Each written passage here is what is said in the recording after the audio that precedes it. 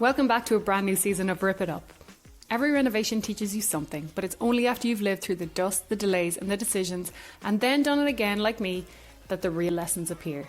This season, we're revisiting our biggest renovation topics, not with theory, not with optimism, but with hindsight. Process, planning, lighting, kitchens, bathroom, windows, what worked, what didn't, and what we'd never do the same way again. This is What We Wish We Knew Then.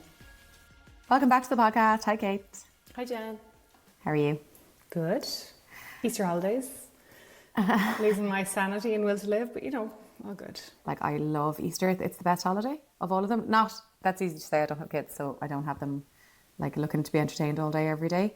Well, I had them hammering gravel out in the front garden today. I sent you a picture, no purpose to it. Just gave them hammers, put sunglasses on them so it didn't get in their eyes, and just said, hammer away, lads. That'll give me I was wondering half what an hour. they were hammering. Just the pebbles out the front, was it?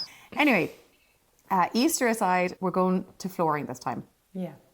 Because that's kind of the next decision that you need to make as you're going through your renovation. When we were talking about windows, we were saying it's one of the biggest, earliest decisions to make, and your flooring is kind of one of those other really big decisions. And it's not that they're going to be installed straight away, but you'll need to know what flooring you're putting down and what thickness it is and all that kind of jazz. Yeah. And it's compatibility if you're doing underfloor heating and all that. Well, we start there. So that's because that's where the sequence of decisions, I suppose, comes in. So things you need to think about are, if you are doing underfloor heating, there are certain materials that are not going to work with your flooring. Wood, traditional wood, is not really going to work because it tends to warp the wood. Yeah. And especially in older houses, if there's gaps and stuff, it just doesn't tend to work that well. But these days there is really, really good engineered wood, which does kind of work better in that it doesn't warp it. But wood is an insulator, and it's a very good insulator. So you're just not going to really get the benefit of the heat coming up through your floors.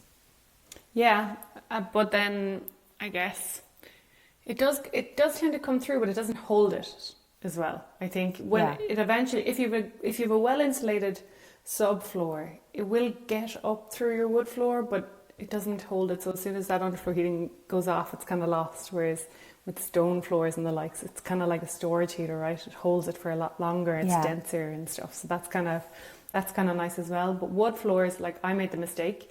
I was ill-advised, I would say, in a wood floor place in my last renovation to go solid wood parquet.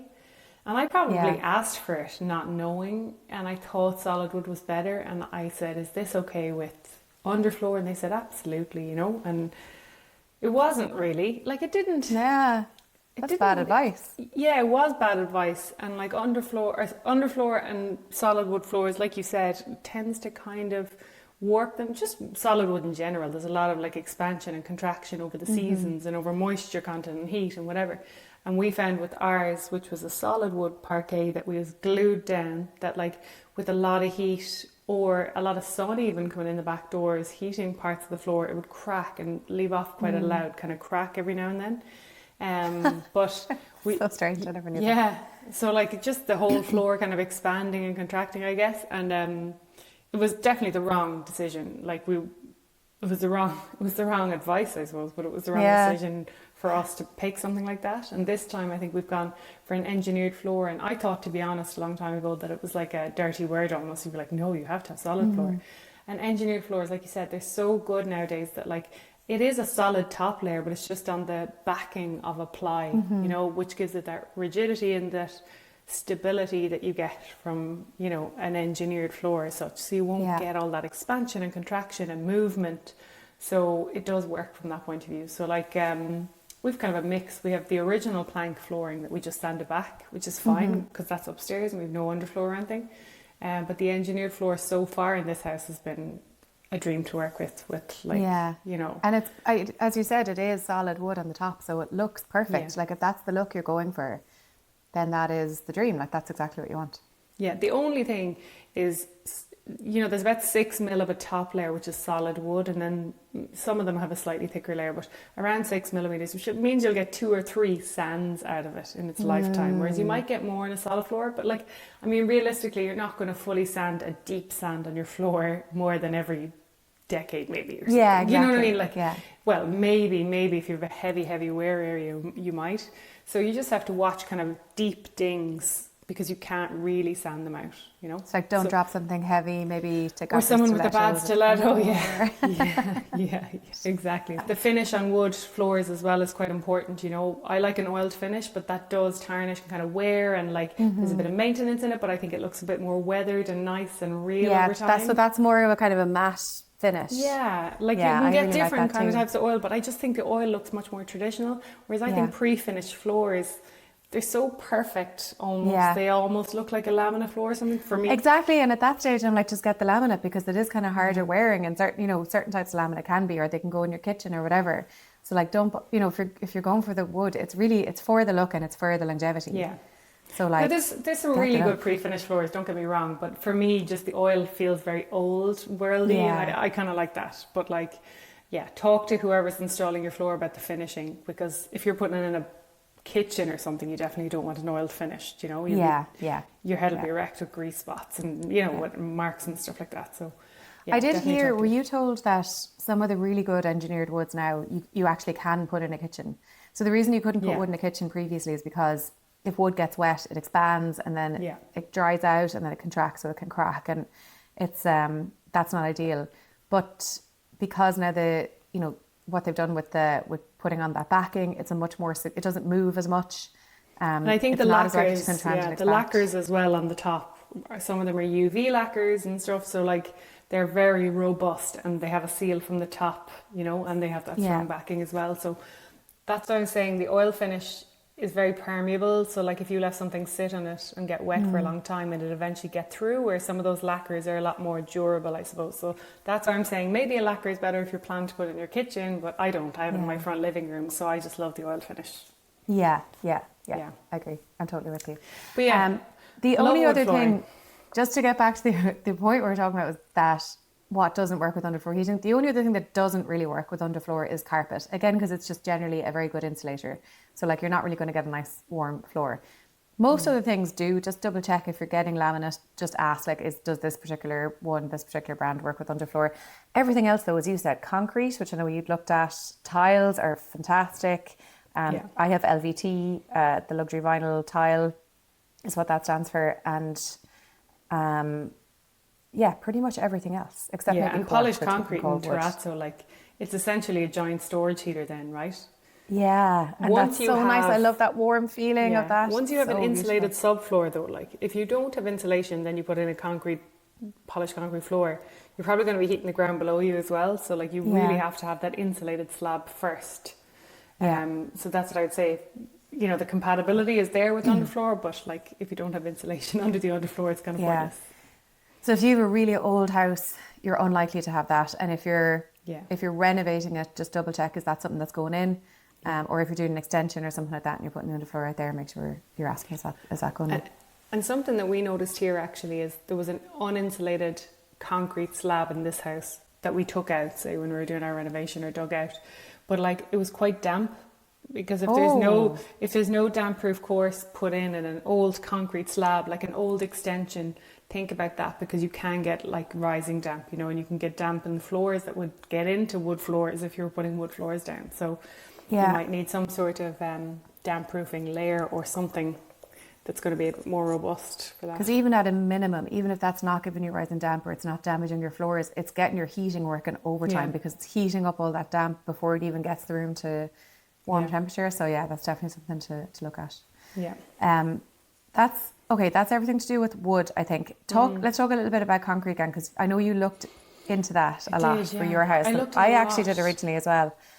Yeah, I love polished concrete and terrazzo to look at.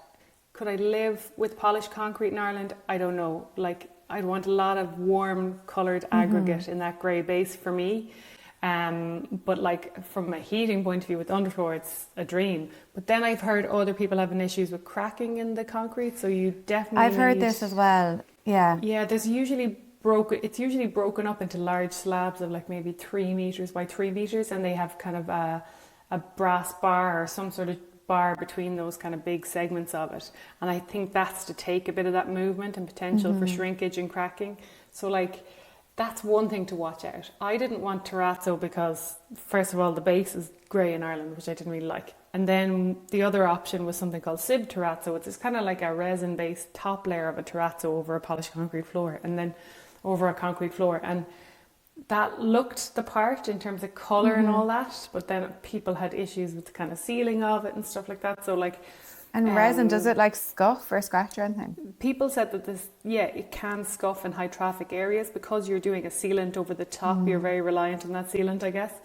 And then some people said that they got uneven drying out, so they got patches that looked slightly different when they dried out and stuff. So that depends on the subfloor, I guess. They probably have to moisture test before they probably do a floor like this. But for the price, I just didn't want the headache, to be honest. And like, you know, we're talking upwards of 300 a square metre, like. So it's not a lot. Bloody cheap. And there's like, not many people who do it, so you could be waiting for ages to get it done. And like, I don't know if it's a thing that's specific to Irish houses, that they just do tend to kind of move and settle a bit. It's like, you know, I have little cracks in my walls. Everyone has little cracks in their walls, and the risk of that very expensive floor cracking for me, just no. Yeah, and just a lot of people warned me away from the kind of terrazzo when I was looking at it. And like, not that it doesn't look the part, it looks absolutely beautiful, but people said that they just had issues with the install. And for me, I just wasn't taking that risk on, because it could have had such knock-on delays with everything else. And it could have been perfect, don't get me wrong. Like, I've seen other ones and I love them, but just the price for me wasn't there. And like, polished concrete, then I've seen beautiful polished concrete floors with gorgeous warm flecks of stone and aggregate and whatever through it, and that's a lot more affordable than terrazzo. But it's really about like the grinding, right? Like, so polished concrete have a less of a grinding level than terrazzo, and terrazzo has a higher level of aggregate or stones in it. But they're essentially the same thing, with just kind of the amount of work and the different stones in it. But like, I love both. Do I regret? When I see them, not. I absolutely love them. When I see it, I'm like, this is so nice, especially when someone, as you said, has kind of softened it up with like really warm furnishings and like soft materials and stuff. I just think it loads looks of warm really wood. Lovely. Like, I hate seeing a polished concrete floor and no wood in the house. Yeah. And I'm like, no, you need wood. Like, you need wood or like warm reds, or, you know, like you need like lots of other warmth, I think, to counterbalance it. Yeah. But I do love it. Maybe someday, maybe in a holiday home, if I ever have a holiday home somewhere. Yeah. In the millions.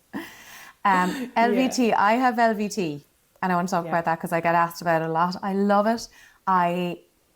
The amount of people that come into my house and they're like, is that not real wood? Because it's textured at the top. Yeah. It looks like it comes as individual planks. I have a parquet herringbone finish, and the one I got is glue down. You can get click versus glue down. I prefer glue. I don't know if there's major differences. I don't like the way click, if there's like a little bit of unevenness at all, it can kind of pop out. So I went with glue. There's pros and cons to both, but that's what I went with. The one thing about LVT is it's lower cost than most, let's say, wood or solid wood, and it looks great, and it's pretty much bomb proof, right? It is waterproof. It is like, I was told you could light a bonfire on it. Like, you can do anything to it. It's really handy, and it doesn't really stain or scuff. Here we go again with the lighting bonfires. Lighting bonfires. Get great out of Limerick. What to do is lighting fires. Yeah. That's exactly why I bought it, because I can light my bonfires. I'd say your favourite holiday is May Day, is it? Like, waiting to light the bonfire. Literally started gathering wood this week. Forget about Easter. But yeah, one could, if one wanted to. I'm not saying I do, but you could.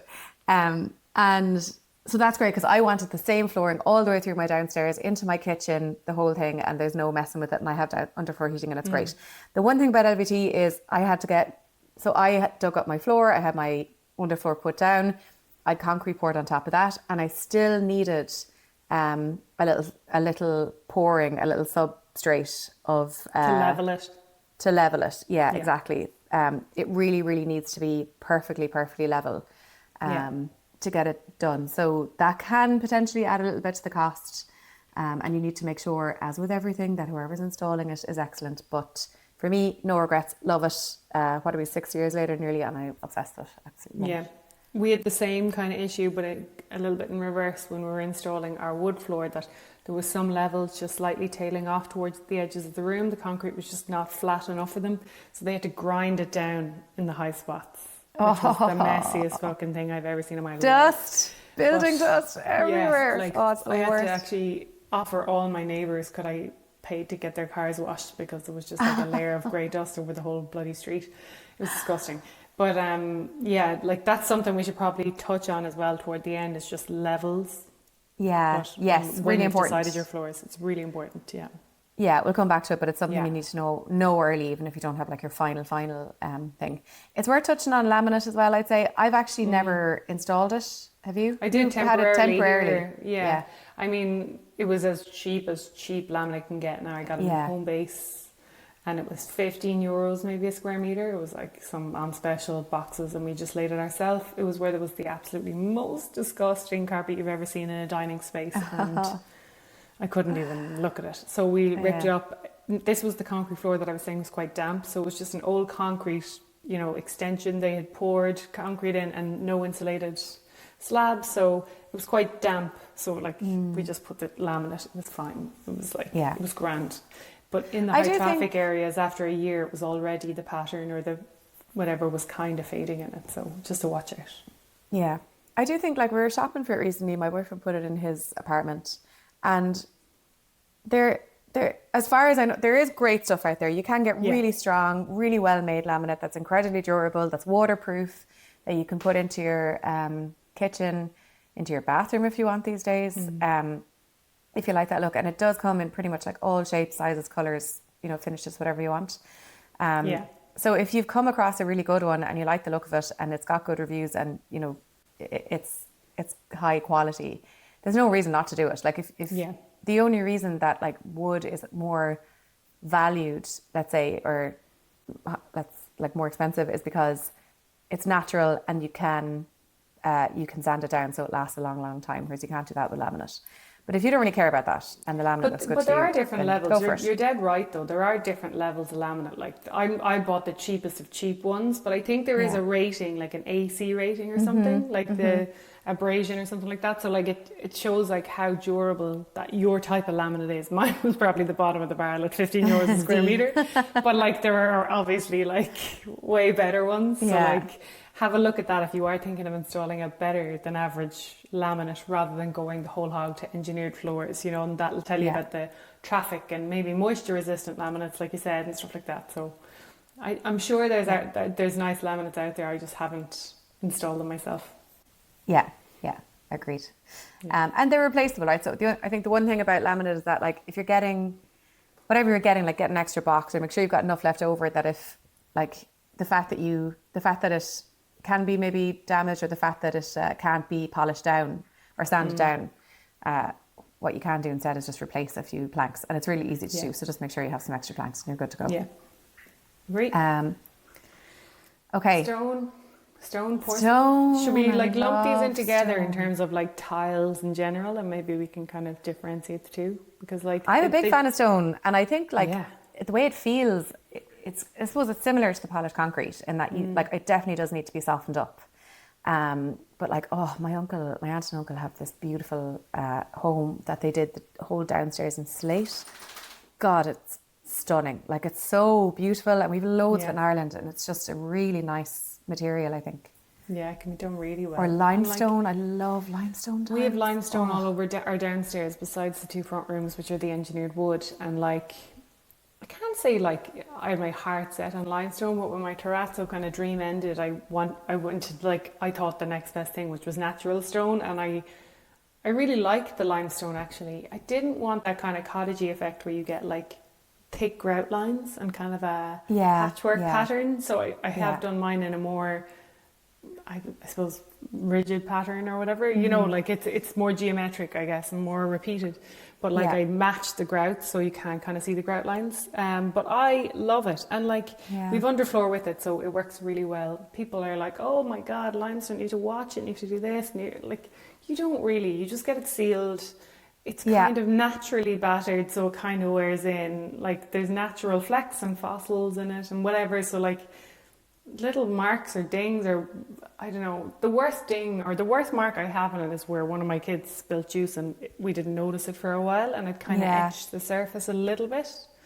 But that can be probably buffed out when we reseal it the next time, and like I barely notice it. Other than that, it's little to no maintenance, like a mop with a warm water and a gentle cleaner every now and then. It's so easy. It's so easy to keep, and it is that lovely like warm colour that you were talking about that you want with the terrazzo that you don't get. Like it is a lovely, without being like overpoweringly kind of twee yellow reddish colour. It's a beautiful warm kind of sandy colour almost. I love it. And like I did the limestone checkerboard then in my hallway, just transitioning into the kitchen space. So that's limestone as well. I didn't know that. Yeah, that's all. It's the same limestone actually in the darker colour, and then I just did a lighter version with the checkerboard. But like I really like it. The ceiling, you just have to watch that they do a matte or a gloss seal, because you can get both. And if you over seal them, you can kind of dull down or darken the colour a bit. So just telling whoever's doing that. I'd be wary of putting a gloss on a floor, because I feel like the high traffic areas will wear down quite a bit, no? I would say the gloss ones are probably more durable lacquers, but I said to him, I said to the guy that was sealing it, I said, I want it as close to the original tile as possible. Whatever the minimal amount of like sealing and the same kind of finish. So they almost look like the powdery original tile that I had in my hand the first day when I got a sample. Do you know, that was the kind of plan. But I think personally natural stone over porcelain, like don't get me wrong, there's a place for porcelain and everything. Yeah. Porcelain is compressed, right? So I find it colder. It's colder underfoot because it's more solid. Yeah, whereas it's harder. Stone, even though it's probably the same, it's harder. But like in terms of how it feels emotionally, it's kind of harder. It's almost like glass. Whereas like natural stone has a natural porosity or like little air bubbles or whatever, so it'll feel that tiny bit. I know it's not necessarily lighter because it's a big thick stone piece, but like it feels lighter underfoot or feels softer or warmer or something than I think a porcelain tile. I agree. I would put porcelain outside, I'd say.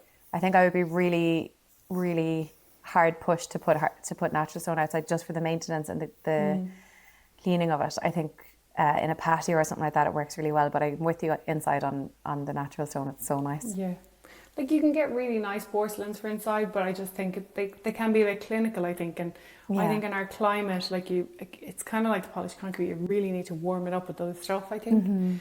And so like, I don't know, porcelain tiles inside are not for me.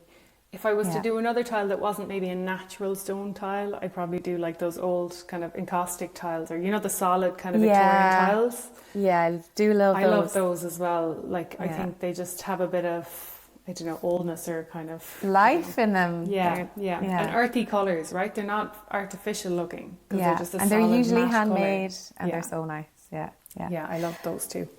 Yeah. What do you think about other? So that's kind of we talked about like kind of limestone stuff. There's a lot within that stone family that we could touch on, but stone is kind of, there's a similarity in all of them in that they are quite porous, so they do need to be sealed, but they can be kind of they can be maintained. Like it's not they're not too precious.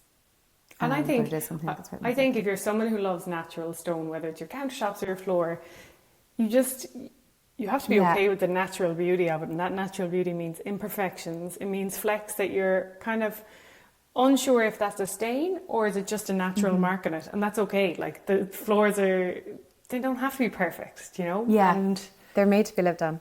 Yeah, exactly. Like my kids are scooting across mine or whatever, and I don't care. Like if there's a little ding here or there, it's fine. And that's what I love about natural stone. And the same goes for my kitchen countertops. Who cares if there's a ring on it after a while from a glass or whatever? I think that's all part of living in it. I totally agree with you, and I'm of the same mindset. But there is two mindsets on that. Some people just don't want that. Then go for porcelain maintenance. Then go for something engineered, and that. Neither is right or wrong. It's just what works for you and your house, and you know what you're thinking at the time. Which kind of leads us to tile. So we those are come in tile format, right? All those come in tile format, really what we're talking about. And there is others. So there's you're going to have printed tiles. You're going to have encaustic. What we spoke about are they're ideal because you can actually kind of sand them down a little bit because the pattern goes the whole way through. So that's great.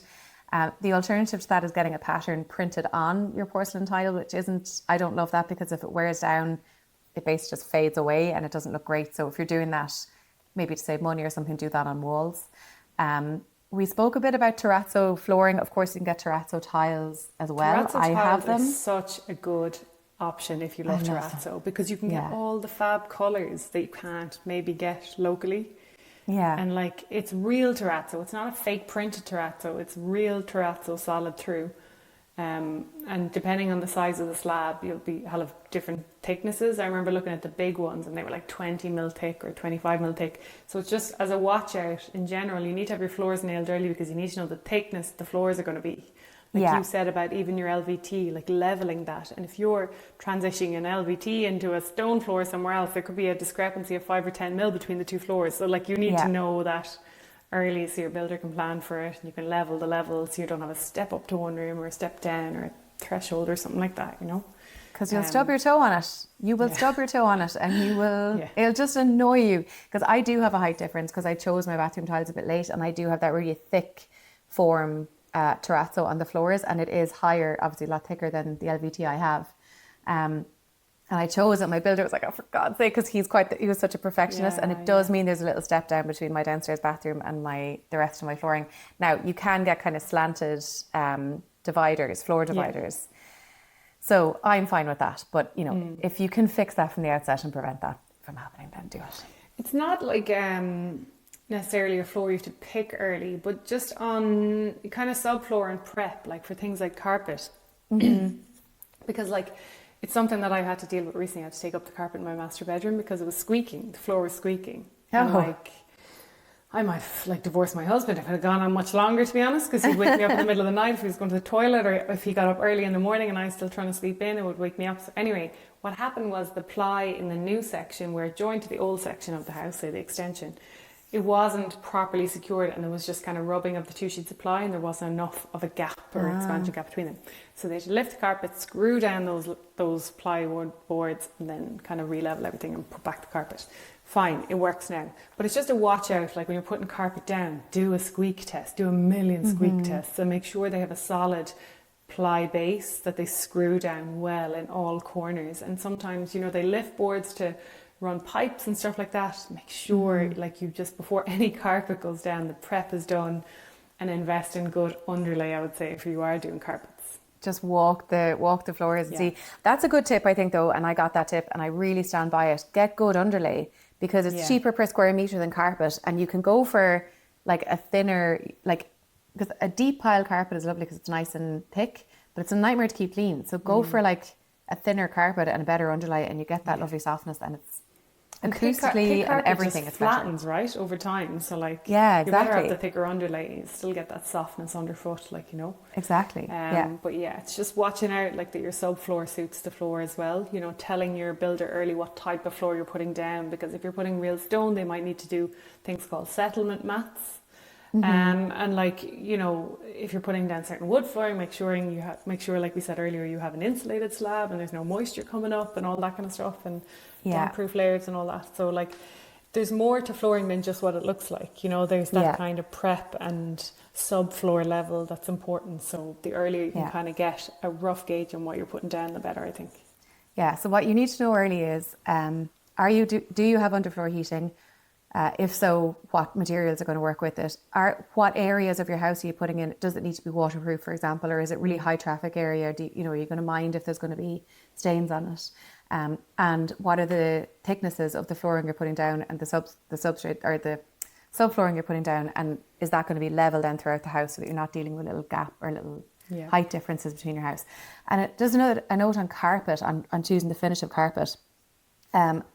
Most of us want to use natural materials wherever we can, and of course you can get like beautiful wool carpets, but you need to make sure that it is fully moth treated if you're going that route, because they will come to your house and they will feast on your fabrics, and it is a nightmare. Like, there's no getting rid of them. So I'm not saying don't go for it if you love wool or you love natural, even silk for your carpet, like rugs, whatever, amazing, but it has to be moth treated. Otherwise just go for even a mix or a blend or just a poly. Yeah. Okay, we have loads it. in there to think about. I think that's everything. Well, we didn't cover marble floors specifically, which would be my dream, but like, you know, that comes under the stone category. Stone. I think it's the same thing. Like, I think it's the same thing. You'll have to seal them. It's a natural material. You gotta love the natural beauty of them and all Yeah. their little flaws. You can light bonfires in them too, so they're for me. You cannot. Do not light If bonfires. you come to my house and light a fucking bonfire on my limestone floor, it'll be the last time you come. Don't invite me over the Maybank holiday weekend. Okay, we will see you next week. Thank See you you. next week. Bye. If you found this episode helpful, please hit subscribe, give us a few stars, and best of all, send it to someone else who you think would like it so they can subscribe too. Thank you.